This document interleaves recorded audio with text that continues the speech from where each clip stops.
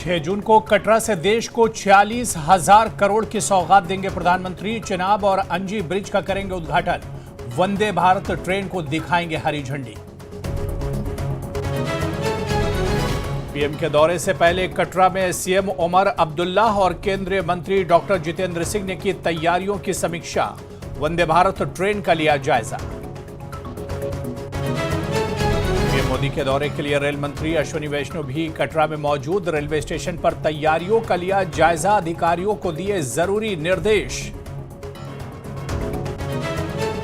PM Modi के दौरे से पहले जम्मू कश्मीर में एनआईए का बड़ा एक्शन। 32 जगहों पर छापेमारी। टेरर लिंक को लेकर ओवरग्राउंड वर्कर्स के ठिकानों पर कार्रवाई।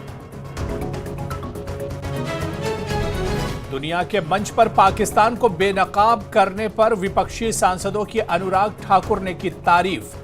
विदेश से लौटने के बाद अनुराग ठाकुर ने राहुल गांधी पर साधा निशाना। पाकिस्तान और चीन का एजेंडा चलाने का लगाया आरोप।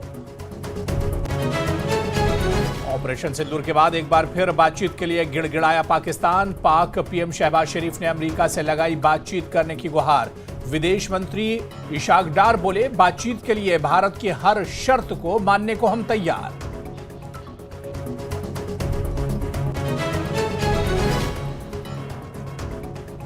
मेक इन इंडिया को मिली नई उड़ान। हैदराबाद में बनेंगे रफाल फाइटर जेट के बॉडी।